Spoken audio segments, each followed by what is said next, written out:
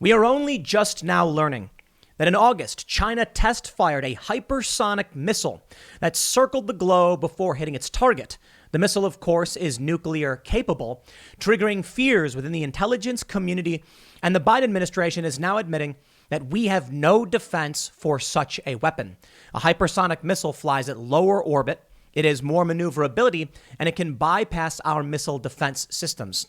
Of course, Russia also has hypersonic capabilities as well, which means gone are the days of mutually assured destruction. If the U.S. is not capable of producing a deterrent of sorts, well, then we're in trouble.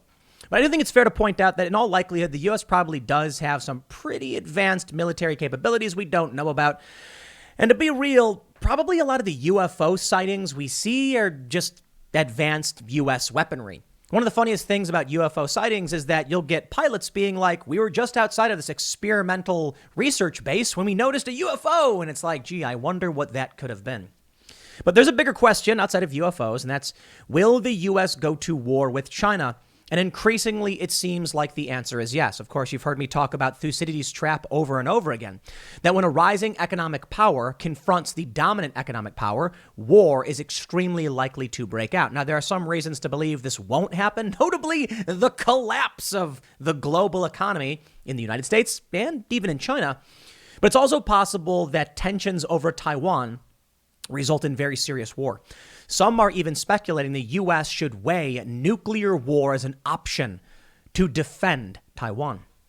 Now, I think it's very likely that the U.S. is maybe not likely that we'll lose. I don't know for sure, but I think we're losing.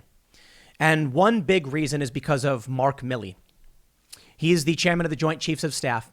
And during the Trump administration, he gave advanced warning of U.S. plans in the Pacific region, particularly as it pertains to China. He said to China in a phone call that we would not attack them. After everything that China had been doing, the one thing potentially keeping the Chinese military at bay, the Chinese Navy, was that there's a real risk the U.S. will strike. Now being given the clear by Mark Milley that we won't, China started pushing further, even sailing off of Hawaiian and Alaskan waters, because they know the U.S. won't attack them. And even if they did, even if we did, Mark Milley promised advanced warning. So I think we're seeing the signs. War is possible. Republicans are warning that we have no capability to defend against this new technology from China.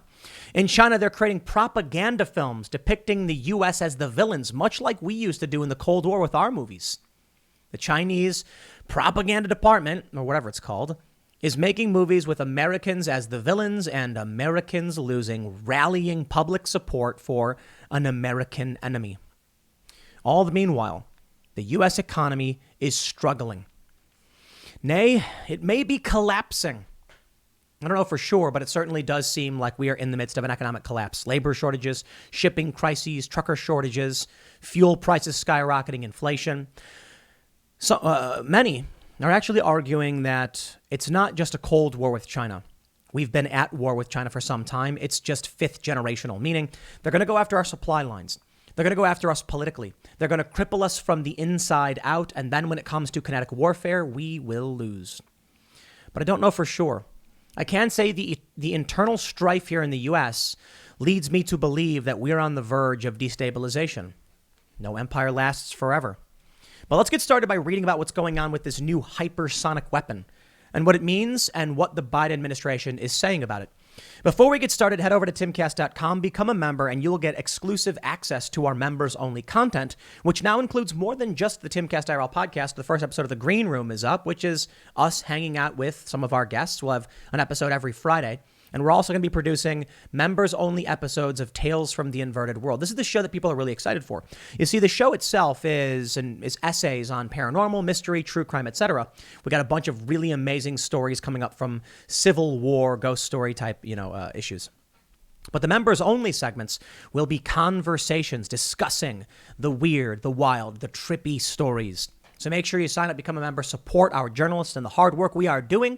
But don't forget to like this video, subscribe to this channel, share this show with your friends. I know you hear me say it all the time, but sharing the URL right now is the most powerful thing you can do because it's more powerful marketing than anything any mainstream media network could do.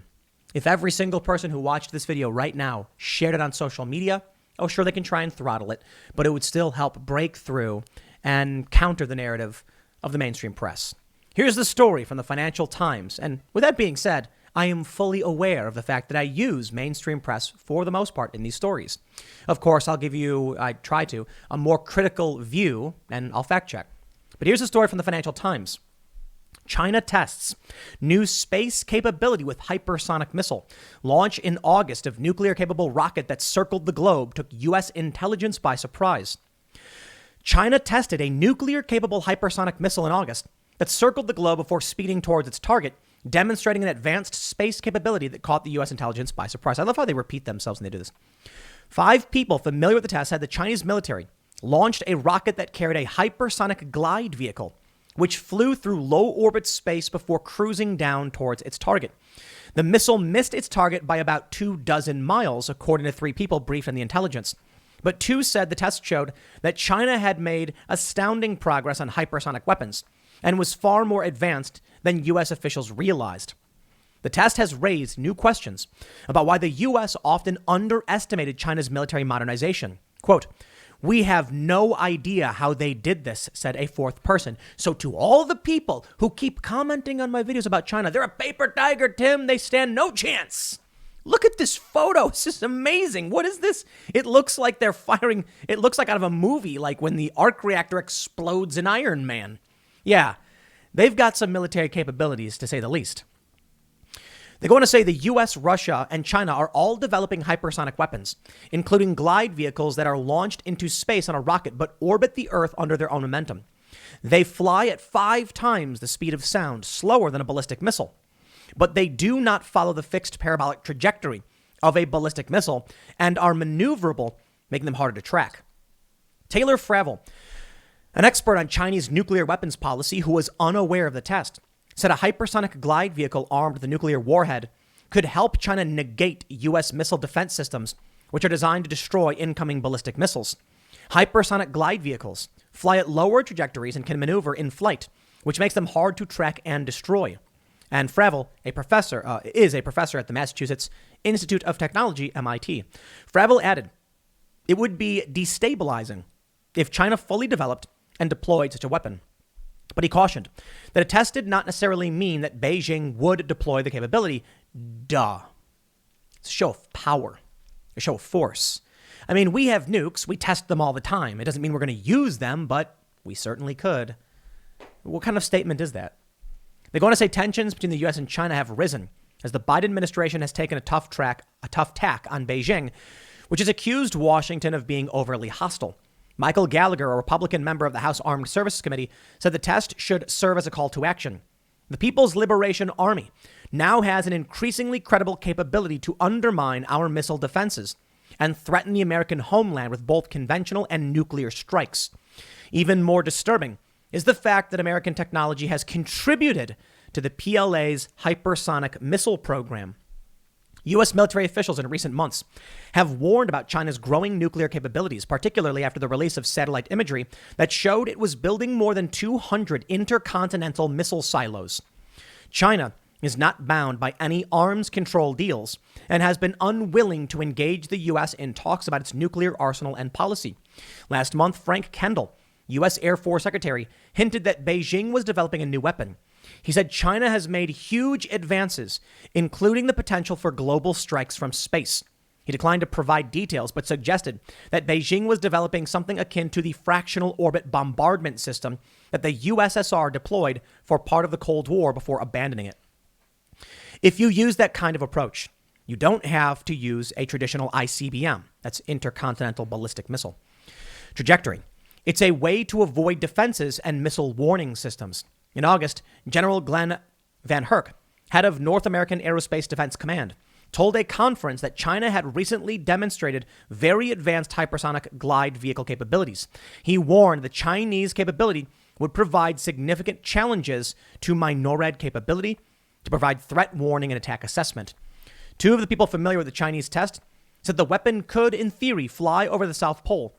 That would pose a big challenge for the U.S. military because its missile defense system are focused on the northern polar route.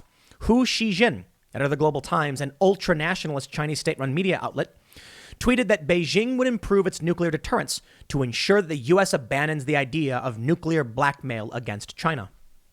You may be familiar with some concepts. Thucydides' trap, as I mentioned. Maybe our economic downturn will prevent a Thucydides trap, but maybe economic downturn results in desperation, which results in war. There's also something else to consider. The fourth turning. Now, I know a lot of people don't like the idea, they think it's silly, but a lot of people are big fans. For those that aren't familiar, there's basically 4 turnings before a reset. What that means is, what happened 80 years ago? World War II. What happened 80 years before that? The Civil War. What happened 80 years before that?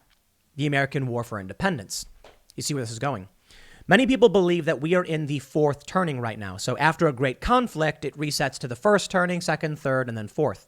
In the 4th turning, it is stated that war is likely, and the most powerful weapons of the time will be used. Now, for many of us, we talked about how social media, intelligence, communications is that new weapon. In fact, we did a big segment on Timcast IRL where I said social media is the most advanced weapon ever. You can win a war without firing a single shot. You can convince the people in the country of your enemy to lay down and serve you. But perhaps I'm wrong. Perhaps there will be real weapons outside of espionage and manipulation and propaganda. I mean, propaganda existed in World War II and all of these other conflicts. People are always trying to advocate for their cause to rally people. With social media, it's much easier to influence an entire nation, but you still may end up needing some kind of weapon because if your people are propagandized and start basically giving in to the enemy's demands, there's still going to be a defiant faction with some governmental authority that may want to go to war, in which case advanced weapons do exist and according to the 4th turning, will be used. One of the things that worried me the most is, Biden's administration admitting we have no defense.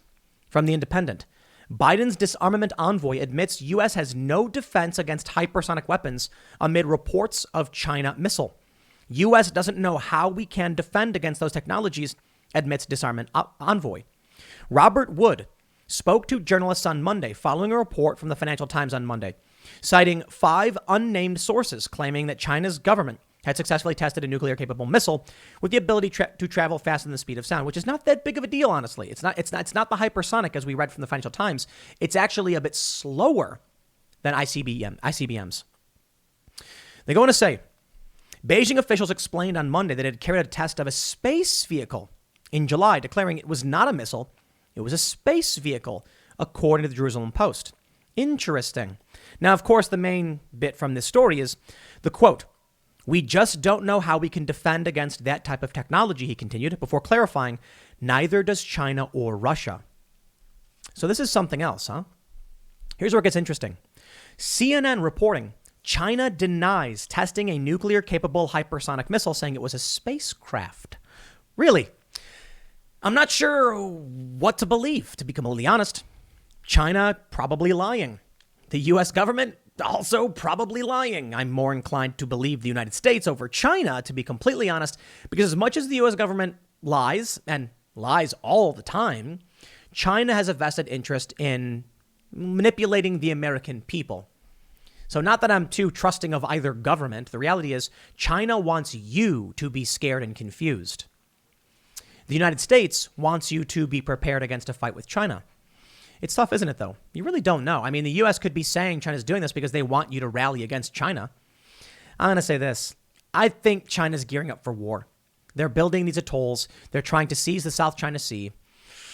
Yeah, I think it was a weapon. We don't know for sure.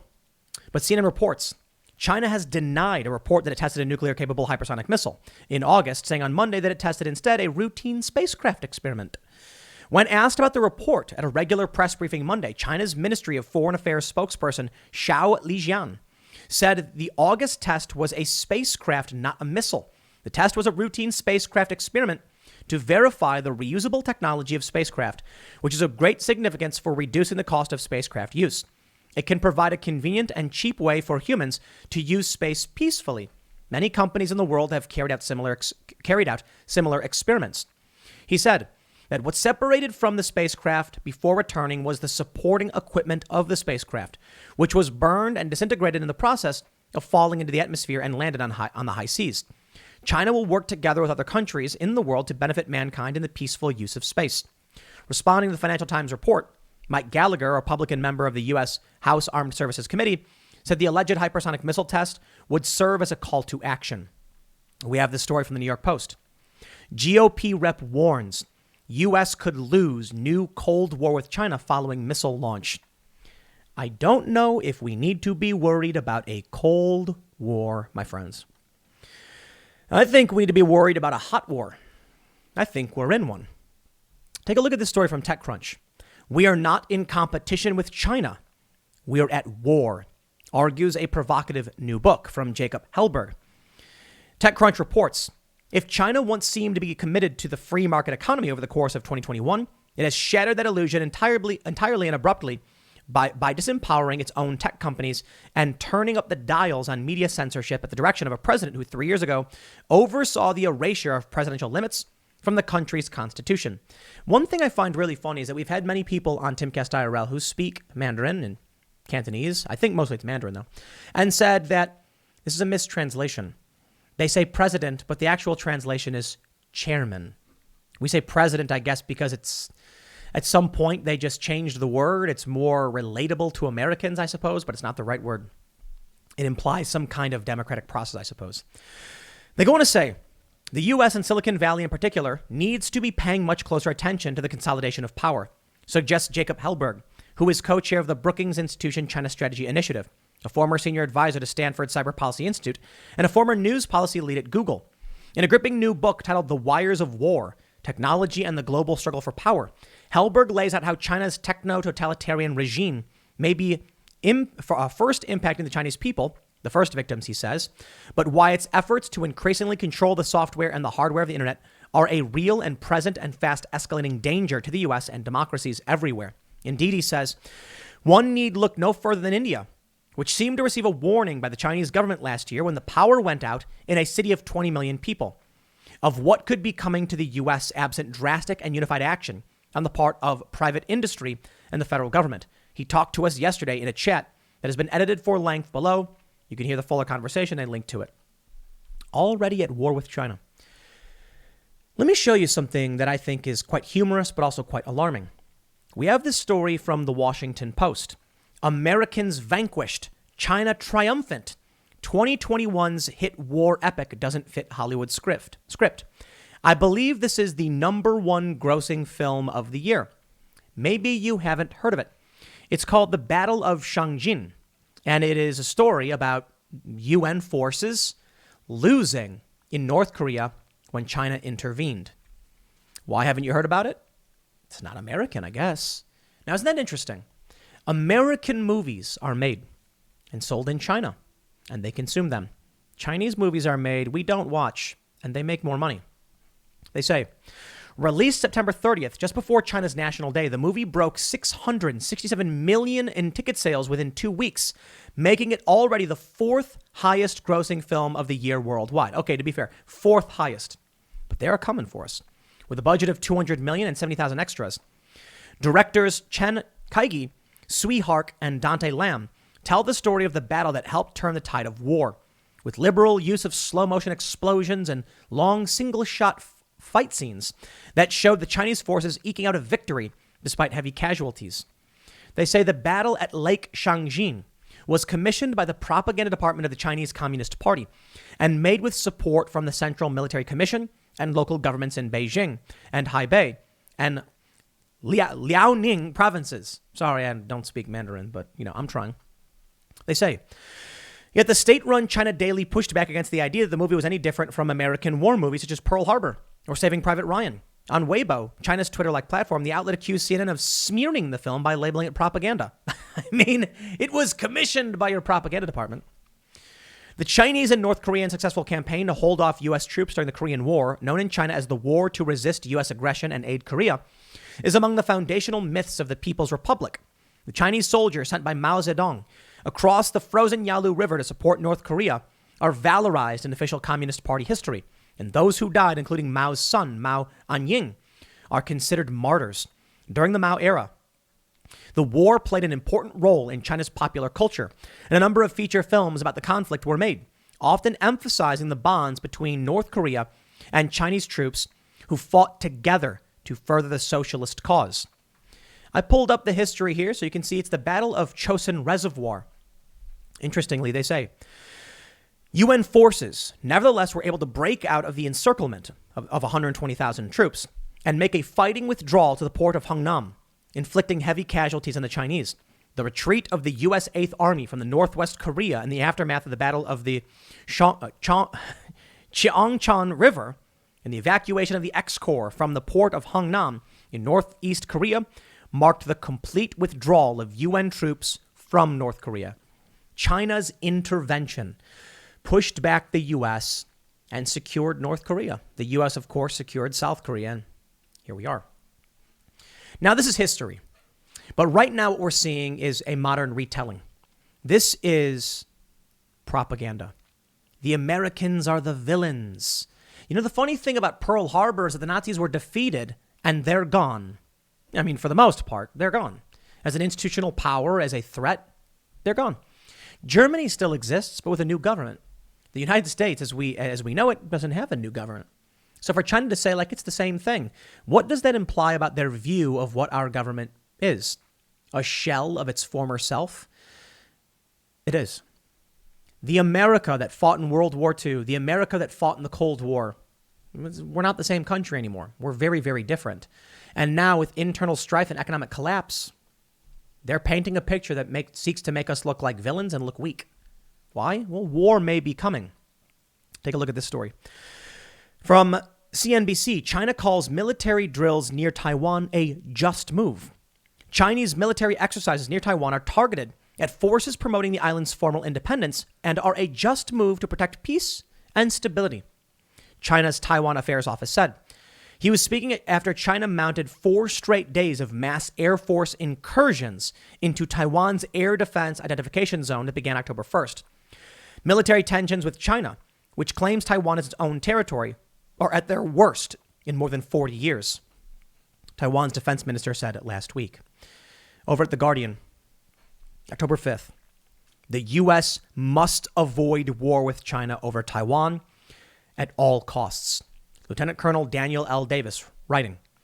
He says, since last Friday, China has launched a total of 155 warplanes, the most ever over 4 consecutive days, into Taiwan's Air Defense Identification Zone.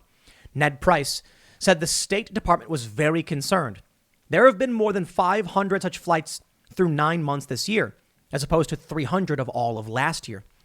Before war comes to the Indo-Pacific and Washington faces pressure to fight a potentially existential war, American policymakers must face the cold, hard reality that fighting China over Taiwan risks an almost certain military defeat and gambles we won't stumble into a nuclear war. Bluntly put, America should refuse to be drawn into a no-win war with Beijing. It needs to be set up front. There would be no palatable choice for Washington if China finally makes good on its decades-long threat to take Taiwan by force. Either choose a bad, bitter, lasting outcome or a self-destructive one in which our existence is put at risk. The prevailing mood in Washington among officials and opinion leaders is to fight if China attempts to conquer Taiwan by force. In a speech at the Center for Strategic Studies last Friday, the Deputy Secretary of Defense, Kathleen Hicks, said that if Beijing invades Taiwan, we have a significant amount of capability forward in that region to tamp down any such potential. Either Hicks is unaware of how little wartime capacity we actually have forward deployed in the Indo-Pacific, or she's unaware of how significant China's capacity is off its shores. But whichever the case, we are in no way guaranteed to tamp down a Chinese invasion of Taiwan. And we can thank the corrupt, the crooked, the psychotic individuals like Mark Milley, who gave China advanced warning. We won't do anything to stop you.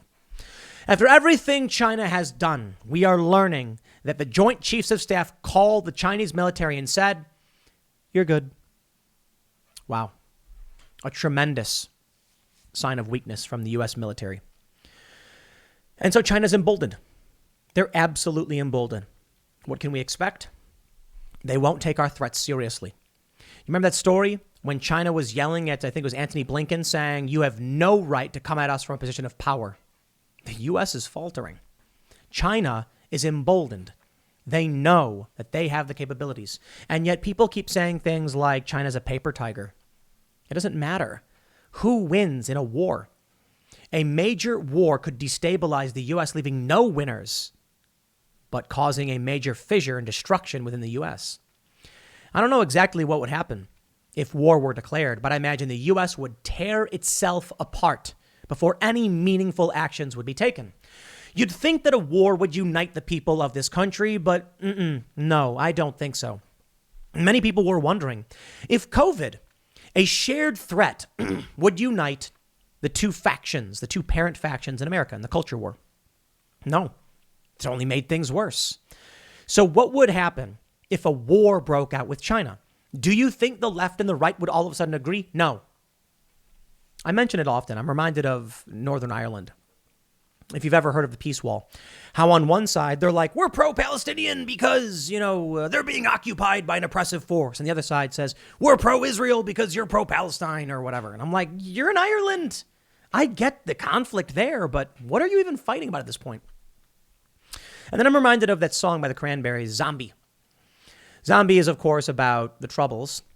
And in it, she says, it's not me. It's not my family. In your head, they're still fighting. And I think it's interesting. I don't know exactly where the commas go in that sentence.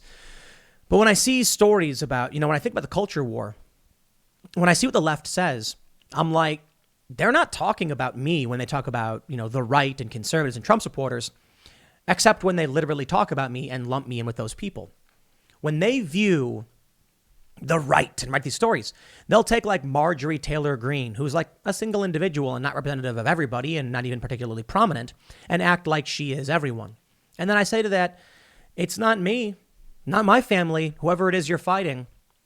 The interesting thing is the inverse is not the same. We take a look at Joe Biden himself.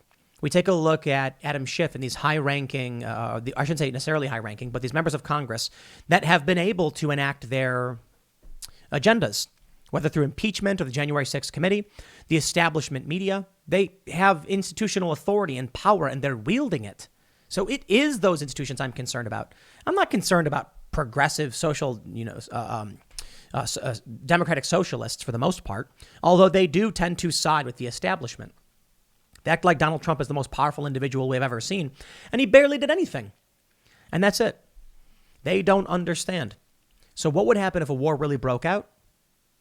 The U.S. would gut itself, and the war would be over nearly instantly. Questions remain. From foreignpolicy.com, is defending Taiwan worth the risk? If we can't defend Taiwan, it's all over. The U.S. has no more strength if that's the case. Maybe it's true, maybe it's not. But if we don't, the economy is going to get substantially worse. Taiwan is Silicon Valley West, saith Steve Bannon, and we rely on them for silicon chips, which are now in short supply. If China controls that supply, we will be beholden to China and for our electronics. Granted, we still have the petrodollar, but how long can that last? You take a look at what's going on in the U.S., and I don't know if we have the capabilities to actually stand up and actually fight a war. Steve Buttigieg says supply chain troubles could last into next year. I look at these old movies, Alien Invasions, Independence Day. You want to know why I think Independence Day is actually kind of dumb? What did the aliens do first? They go over skyscrapers in a bunch of major cities and blow them up. I always thought that was kind of funny. I mean, when I was a kid, it didn't mean anything to me. But when I got older, I'm like, why wouldn't they just go over like the frack fields or like the Gulf, the Gulf region in the Middle East and just wipe out our fuel production? Because then everything just shuts down in a week. You see? If there was a centralized attack on the energy infrastructure, there's nothing. That's it. Take a look at the supply chain. One of the funniest things about war is that people don't understand the massive infrastructure required. Soldiers march on their bellies, as the saying goes. When an army is going from one place to another, they got to eat. There's no food. There's no army. So think about it this way. In order to maintain a war, supply lines need to be moving. And we need to have manufacturing capabilities. The United States doesn't have any manufacturing capabilities right now. We've been gutted. If China declared war on us and shut down all our goods, what are we going to do about it? Well, I don't exactly know how we got to this situation, especially when you have a Biden who wants to just continue gutting everything, I suppose. That being said, China is also somewhat dependent upon us, but with all the manufacturing, they can easily take it over and run a war effort. So what are we left with? If a war were to break out, that's it. I don't know if people, understand this about the size and infrastructure of a military. When I was talking to one of our guests on Timcast IRL about military capabilities, like we see with this hypersonic weapon, I said, what if they were building something, bigger, more missiles, like we wouldn't know? And a good point was brought up. We have satellites. We can see everything. If the Chinese or anybody, Russia, were building things, we would know it. Because in order to build a hypersonic missile, and the reason we know about it, is that you've got to move certain materials from one place to another. We would then see trucks shipping in nuclear material and metals into a refinery. We would see ships bringing in the materials, and we would say all of that points to weapons manufacturing. Unless they did some deep compartmentalization and secret underground tunnels, which I'd have to imagine they would probably be doing. I don't mean deep underground military bases. I mean just trains, subways, which exist. But who knows? I certainly don't. Maybe the U.S. does. Maybe all this is old news. I mean, the hypersonic missile test was in August. It's been months. And now we're only learning about it. There's something that people refer to as the secret war conspiracy theory. The idea that there is hot conflict happening, but we just don't know about it. And that's why Biden acts so weird. I think it's silly. But I'll tell you this. A hypersonic missile was launched that circled the globe before hitting just outside its target. And we didn't know about it. Imagine what else could be going on that you don't know about. War? I don't know, but maybe. I'll leave it there. Next segment's coming up at 8 p.m. over at youtube.com/TimCastIRL. Thanks for hanging out. We'll see you all then.